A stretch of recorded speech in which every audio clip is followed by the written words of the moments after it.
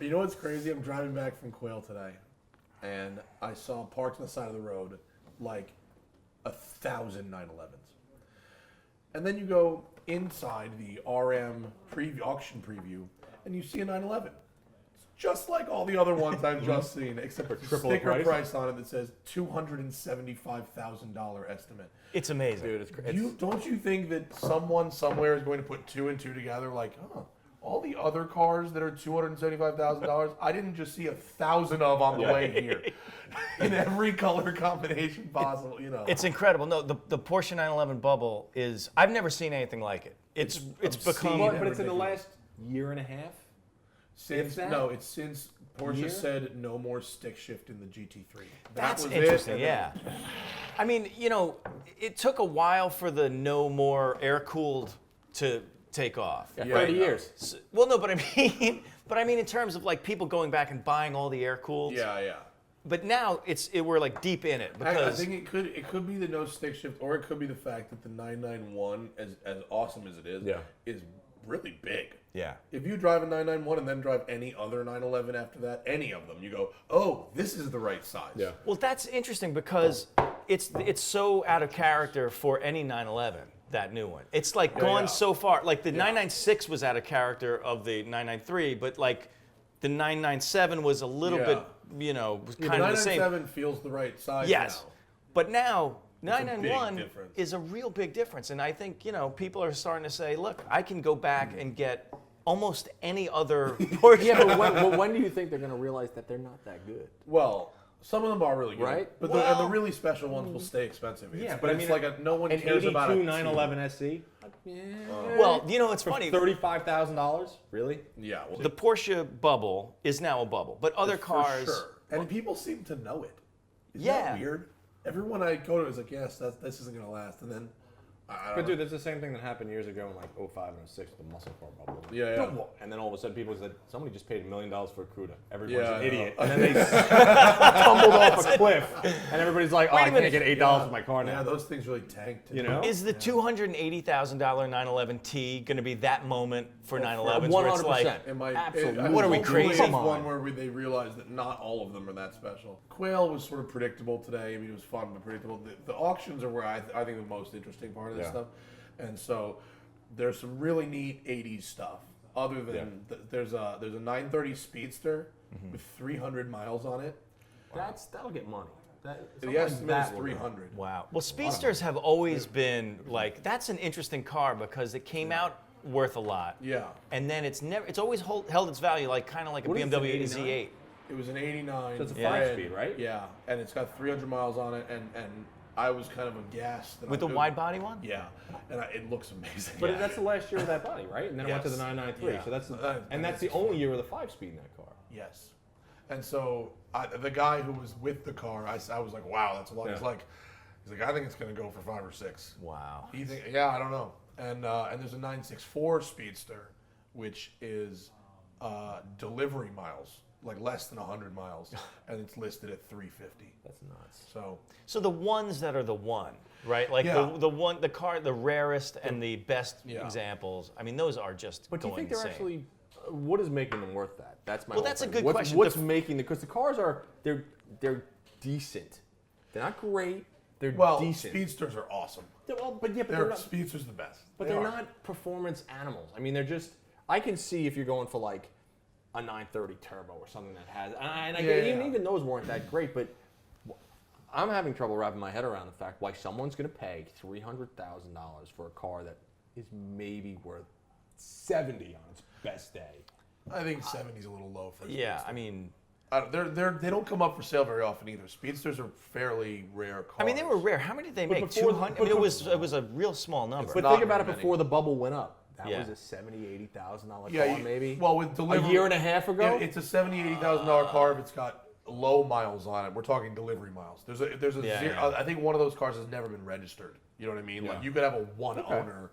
That's where you get a lot of that value. And there's an '89 Testarossa with like 100 miles on it, and they want the pre-auction estimate says 275. Right. And don't forget, we are in the This is Monterey. This is the Yeah. top end. Yeah. I mean, a I Ferrari get that. GTO, a 250 GTO just went for $38 million. Actually, that was lower than people expected. Yeah, right? they were People saying talking 50. Well, because there was supposedly a private sale that was 52, but we don't Yeah. actually know because it was Yeah. private. But rumor is that it was 52, and so this one going for 38 did kind of seem like a letdown. And I wonder if people are going to start thinking that this is like a sign of the bubble bursting a little That's bit. what I was thinking all morning. Really? Actually, I was like 38 and a half. I was like, I wonder if all these estimates are really high and we're all just going to get our asses handed to us and look like idiots, for completely missing it. It's possible. Yeah. How about the Japanese thing, right? So look at yeah. there's a the GTR. Skyline. I love how you say the Japanese thing as if it's a phenomenon, but you're actually referring to one car. There's the Japanese thing. Japanese thing. You mean that one GTR that's No, sitting in the corner? but seriously, like Japanese collectibles have always been seen as sort of second class or third class citizens, right? Well, because they weren't raced as much against the Western world. I mean, it's true. Which sounds horribly. It sounds like almost racist. Well, it's- yeah, you but know what I mean? then last year the Toyota 2000 GT went for over $1 million, Yeah. and But it was that- like, oh, game on. But that right? was another car that all of a sudden kind of came out of nowhere with a price that was through the roof, and everybody just scratched their head and went, Well, I guess that's what they're worth now. the Right, the right. ones So- that was $1 million are is a left-hand drive, which Yeah. is one of 50. Right. So there just aren't very. There's many. only who's 300 total. Who's putting the value on the cars? That's my whole thing, right? People who The buy them. pre-auction estimates, you mean? Or Yeah, the like people- the pre-auction estimates and the people who are selling. So, for instance, who's the guy that all of a sudden said, "I got a 1989 911, and I think it's worth 70 grand," and then some other asshole came in and go, "I'm going to pay that," and then the market went crazy. So then every other guy came in and said, Well, "I mean, there's how are they?" people- The guys at Haggerty, for instance, Dave. What's Dave's name? Dave. The Cars That Matter guy. Oh, I can't shit, remember his I name. remember. Oh my Rob God. Sass and the other guy is Dave. They're awesome. The Haggerty Cars That Matter guy are super cool. They plot on a chart what cars sell for at auction based on condition and whatever, and they literally will draw a curve. Yeah. And that's how it ends up there. These guys, I talked to Dan Neal about how they do the guys who write the catalog. We should get the guy who writes. There's one guy writes all these catalogs. Yeah. And we should get him on. Well, He's that's something very I would like to interesting. because I'm very curious to know how Be they very, value very these cars. interested to talk to them. Well, it's really the GTR is a perfect example, right? Because they never come up to auction. It's like as close to a unicorn as you could possibly get. There are almost none of them in the States. Who and it's even knows? underpriced, I think. And that's how they priced it with no reserve and 125,000 to 175,000. But they, you know, there's no market, so they're just kind of well, they making don't it know. up, They're right? making. It was They so are. crazy. They Going, admit what the it. hell? I mean, We think really. it's gonna go for this. Well, the RM guy admitted that they're they kind of don't just even making know. it up. They don't Yeah. know. You know. That GTR, which was estimated 125 to 175, was parked directly next to that. A very nice, like a 65 280 SL Mercedes, Yeah. the blue one. It was a very pretty car that had a sticker on it saying 250 grand. Yeah. And it's like, how is that double that? And I think That's what I don't understand. well, I think that the people who are buying are not GTR people. Have you seen many GTRs driving around Pebble Beach? I have not seen many. I've seen Of one all since the I've been cars here. I've seen, very few GTRs. You mean new ones? New right? ones. Yeah. No. Yeah, much less Skylines. But like, this crowd doesn't Yeah. know about those cars. They kind of all ignore that whole part of the market. Well, they don't know, that's- they don't care about the Well, cars. when are those people going to start putting their money into cars? And when they do, Yeah. it's going to be cars Well, like younger, the GTR. Younger people. It takes Right. people in their 30s and 40s. My dad, to come. his in. dad, Yes. your dad, they're not going to go out and spend money on a GTR. No. Because they have no idea. My dad liked it. Yeah, but what he was, Did he? I mean, Yeah, did he know what it was? Was he like, oh my No, God, no. it's a... No, I told him what it was, but he's like, oh, it's a pretty cool looking car. He's like, I like it. It's nice. Right. Well, what cars are like 20, 30, 40-year-olds now? Yeah. You know, in 20 years, what are we going to see out on the lawn? I think there's a lot of 510s. Japanese stuff, a lot of five. Yeah. Yeah. No, but see, here's the thing. We those will be collector cars for sure. But the stuff that you see here, it's weird because the only like really old cars you still see are these Duesenbergs and stuff that you see them in museums. It's like you forget that the entire rest of the roads were populated with Model Ts. You know what I mean? And a lot of sure there's a few Model Ts around, but it's not like that anymore. So I don't know if Datsun 510 is going to be a featured mark at Pebble. You may have a Lexus LFA. You know what I mean, or a GTRs or something like that. Or But R33. It's going to be the But top where's the stuff? tier You've got the stuff. guys that are, I mean, obviously you've got your income levels that are going to set the market, but if you look at common cars right now, right, that people are going to buy, what do you think is going to be up there? That, you know, from a collectible standpoint right now. I mean, cars from now? Yeah. BMW 1M. Okay, but that's a already good one. shot through the moon. Yeah, but it's leveled out because the 235M. But in 25 years, that's a great example. That actually is probably the best It's got to be example. low production. It's Yeah. got to be 4 GTs. Well, Four they're already GTs are through the roof. Yeah, but They're they're going to be the $250,000 They're going to be now. millions. Yeah. They're going to be millions upon millions. I mean, there's just people keep crashing them. Yeah. There's not. There are less of them every year. And they're not making any more. Yeah, right. People keep crashing them, and then you've got NSX?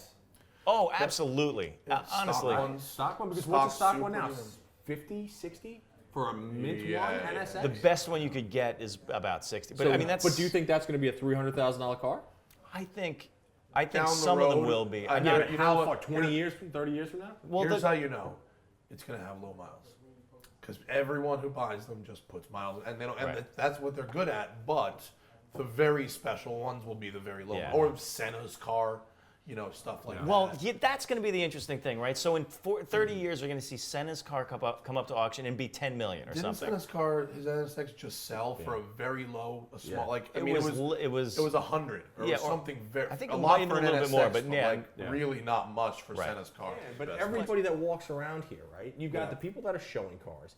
Then you have the guys like us that cover cars, and then you have the guys that had the pictures on the wall and they Yeah. want to bring their kids down, right? Yeah. So, you know, when I walk around, I look. If I see a 911, I'm like, that's good. I'm not gonna spend 80 grand on it because I'm gonna drive it. I'm gonna beat the hell out of it. Yeah. Okay, I'm gonna enjoy it. The same thing with any car that I would buy. I would never want a Senna car or a Queen car or anything like that because to me it's 100% useless. Useless. Well, Because I can't think- drive it because the value is going to plummet. So now what I have is an X amount of dollar loan ornament that I can be like, that's Steve McQueen's You car. know What do you what? think of that? I don't. To me, I that think does I nothing. think you can drive it. Well, here's a. You want to know what? Here's a great example. Here's a question: who cares what the mileage is on Steve McQueen's 275 GTB? Nobody. If you bought that car and kept it looking nice and kept it running But nice if you and kept the paid paperwork all that and money, wouldn't it scare the hell out of you? Here's I an wouldn't pay all example. that money unless I had exponentially more. Here's an example. The guys who race Yeah. Jaguar lightweight E-types, right? Well- So Jag's building 6 brand new lightweights using VIN codes that they had just laying around, right? So they started out wanting to build 18, they only built 12, so there were 6 VINs. How cool is that car though? It's such It a is. cool I car. agree with that. And the lightweight E-Type, you know, granted, it's not the most winning race car in history. It probably only maybe came in 8th at Sebring Right. at best. But like people in the UK mostly race the hell out of those things, and they're worth like the real ones, the originals, are like $3 to $6 million. I mean, you could take a 250 GTO Ferrari to a track day every day of the year for 20 years. And Right. guess what? You've got the Ferrari 250 GTO that continued going to track days, and that's Right, that's what happens. So you could buy a Steve McQueen car, and I'm not saying you daily it, but you could drive it. You could. I mean, if you Yeah. kept it up. Yeah, I it's- guess. I don't know. For me, that wouldn't work. I couldn't do that. All right, well then it's a good question then. So what about lower end cars? Because we're in the rarefied air of Pebble Beach. I mean, Yeah. this is like completely outside most people's scope. And like for the rest of us, like us, like what would we put our money in, right? Whatever amount it is, if it's $5,000 or if it's $10,000 or whatever. I mean, I think one, it goes. There are a lot of factors there, right? You're talking about your personality, your taste, what your budget is, and whatnot. There are still great cars that you can purchase that are relatively affordable, right? That, and we talk about it all the time. What's going to be a collectible in 10 years that I'm not going to lose money on, right? This way, I can drive it, I can beat it to death, and maybe I'll break even. $5 or $10,000. I mean, what? The problem is a collector car first and foremost should be a nice car. Well, You're not going to get a nice car for $5,000. I got it. Geo Metro Yes. convertible. A Geostorm Sportback. So any Geo in good condition. I mean, look, who goes? I'm going to invest in a car and No, it's gonna be $5,000. what I mean is like we all aspire to drive cars for free, right? That means Yeah. you buy Yeah, one pretty this much. year for $5,000, you sell sell it it. next year for $5,000. Yeah. Right? So Well, what? there are cars that are worth like a Fox Body Mustang. Okay. You know what I mean? That's If it- stock with bolt-ons is $6,000 Yeah. forever, if it's clean and nice. I mean, you can buy a car for $5,000 now. if it's like a Fox Body Mustang or whatever the case is, maybe you'll make $1,000 on it, maybe you'll make $2,000. Yeah. You're never gonna buy a car right now for $5,000 or $7,000 and see a $20,000 windfall or $30,000 windfall in 5 years on that car. Yeah. But it's just, I think those days are kind of gone. And as computers have crept into the equation, you know, a car from the early '90s is really dated. Yeah. You know, and with like a digital, you know, crappy. Just look at the Vector's dashboard. Right. I mean, Yeah. that's all you need to know about why that's something that's at a high level, like a Vector, I suppose, that at least has something going for it. I could see how you'd overlook that, but like, you know, any other car that has that kind of a Buick Riata is not an investment at $5,000. But what was the estimate on the Vector? 300? Was it 300? 300 to 500? 400. Okay. So I mean, what it sold for new in 1992. did you see the Vector did you go by the Russo and Steel? Did you see the Vector in there? There was one in Russo and Steel also. There's 2 Vectors. Yeah. Wait a minute. Not RM. Yeah. An RM. Yeah, that's the one, the red one. So yeah. I walked up to that today and I was looking at it. It's an LT1. Oh yeah. With I mean, Well, and do you you know- look you know at what it that- and you're like, I met it's such a lot. I met an engineer who worked on the Vector. Randomly at the top of Pikes Peak, Yeah. I met a guy who worked on a Vector. Only me would this happen to. And he told me that it's a Toronado drivetrain turned around. That's it. It's an Oldsmobile Toronado drivetrain. So the technically front-wheel drive, big block muscle car. That with twin turbos is a Vector. It's a brilliant idea, by the way. It That's works. like the transaxle. It's just So you why can it's in pay, the you middle. pay $300,000 for a Vector and get your parts at Napa. Which might be a plus. yeah. Given I'm what the just saying, maintenance it's just cost like- is on a Countach. Hydromatic transmission. My friend Automatic, with the Countach 3-speed just, automatic. Yeah, my friend with the Countach just had to have new valves made. Yeah. Like not bought, made. Made, yeah. It was a $48,000 valve job. So you could go to AutoZone and get valves for a Vector. That's true. All right. So what other cars from our era, right? Think about our era, right? Yeah. Like, and I don't mean just like when we were 15, Yeah, but yeah, like, yeah. oh, you know, Like you could. What about Evos, okay. S2000s. Yeah, yeah. That Or kind of- a S2000s stock- are gonna go, I A think. stock Miata. A stock best first Miata. generation. The best Miata. Yeah. Will go from 5 to 10 to 20. Well, you can't fit in it. That's I know. We wouldn't buy them, but people do. They're on Bring a Trailer like all the time. well, that's the thing. I mean, I think right when you're looking at what's going to go up, it's the first generation, like a low mileage. back when they were simpler. But like, no, wait a minute. That's a good example because last year at R&M there was an Alfa Romeo Duetto, which is arguably like yeah. the same car, Yeah. right? And this guy had made it an insane person had made it like the cleanest, best Right. Duetto you could get in the world. Yeah. Like right out of a showroom. And everybody at Haggerty's, like everybody just predicted would be like a $35,000 to $45,000 car at auction. Yeah. You know what it went for? Huh. 110. Wow. Right, and it went for 110 because, like, A, it's the cleanest in the world. Yeah. So it's like you get some insane people that will put it in, but also it was like there was a bidding war on this car, right? So 2 guys were like, "I'm not leaving here without this car." Yeah. So you know, all you need is that too. So And there are that's why they variables. serve booze at these things. And that's Well, why they that's the serve key. booze. Yeah. Actually, you know what? It's interesting because I'm here with my dad, and he is casually into cars, but he's not nerdy or anything. So I'm explaining to him how the whole thing works, and he's like, so the stuff that makes him think is weird. So like he doesn't understand survivor cars, like unrestored originals. He doesn't get why that's better. Oh, interesting. Yeah. And I told him because you can restore it over and over again, but it's only original once. And he's like, so it's better when it's restored. I don't get it. Well, see, it's very interesting you say that because my dad said the same thing. Uh-huh. And I was talking to my father, and I remember when I first bought my Charger, and he said, "Why would you want this?" And I go, "What are you talking about?" And I'm like, "This is fantastic." He goes, "They weren't good in the '60s." that's He's like, what- "I yeah. don't want one now." Because I'm Yeah. always like, "Pop, why don't you buy this or why don't you buy that?" He's like, "They were junk." You know what's They were funny? junk We're, back then. I don't we're want something- standing at the auction next to a Ferrari Daytona. Yeah.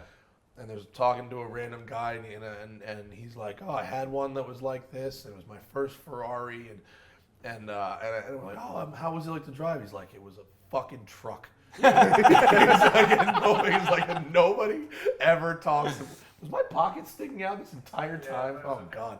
He's like, nobody ever talks about the fact that this thing didn't drive very good.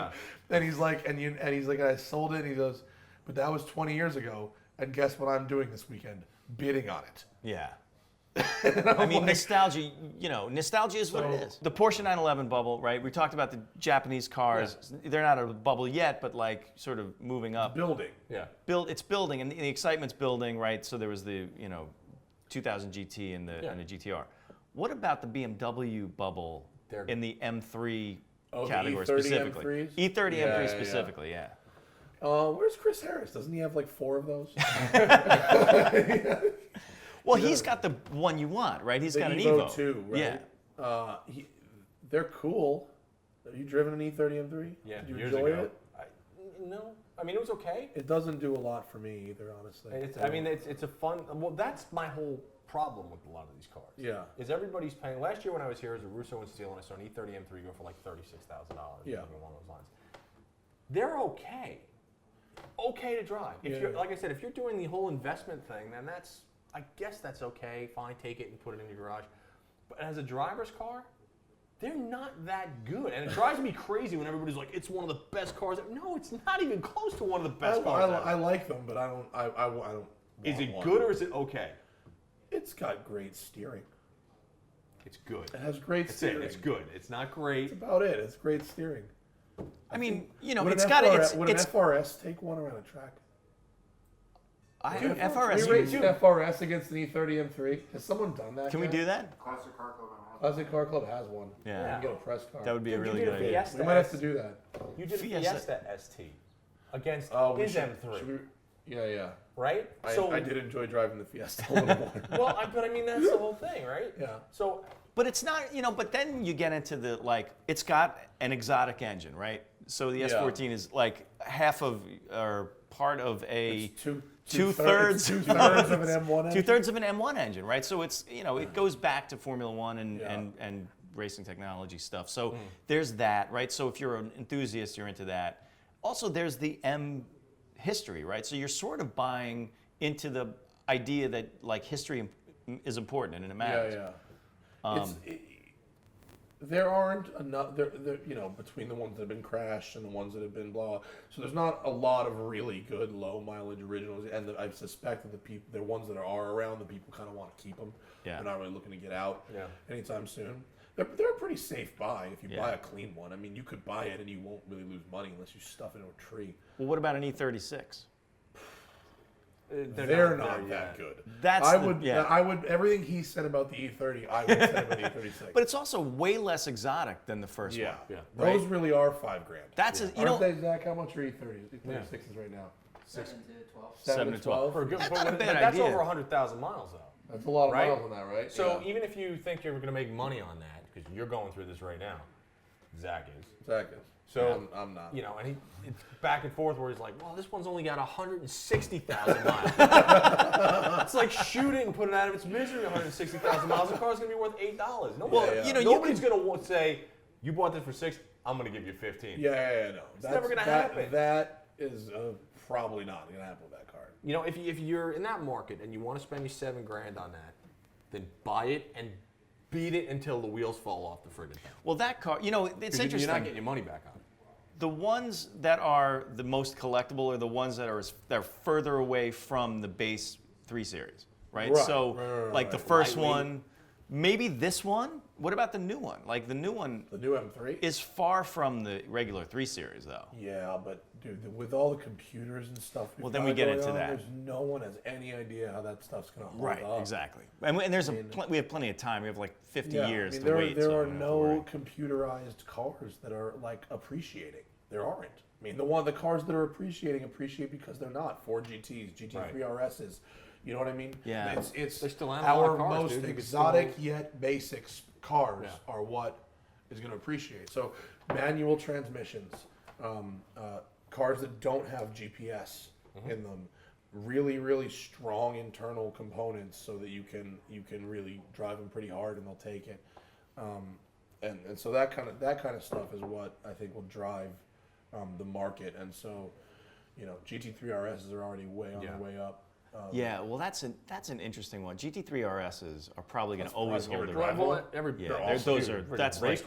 That's a high watermark for a lot of in a lot of ways. I mean, that's steering and handling and the whole. I mean, Well, everything you know why? from Because there that is. car is advanced, but it feels 100% Right. analog. Yeah, yeah. You get in that thing and you swear that it could be, it doesn't have Well, electronics in it. the Yeah. gearbox is a big one.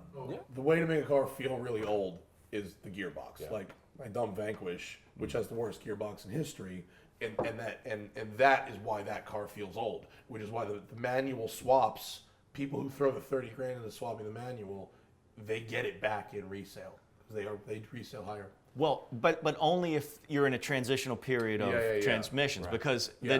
the new Because sooner or dual later, clutches. people are going to forget it doesn't drive very right. well. That's right. And they're just going to go, it's pretty and I want it. Right. Well, Pebble the Beach. so There you go.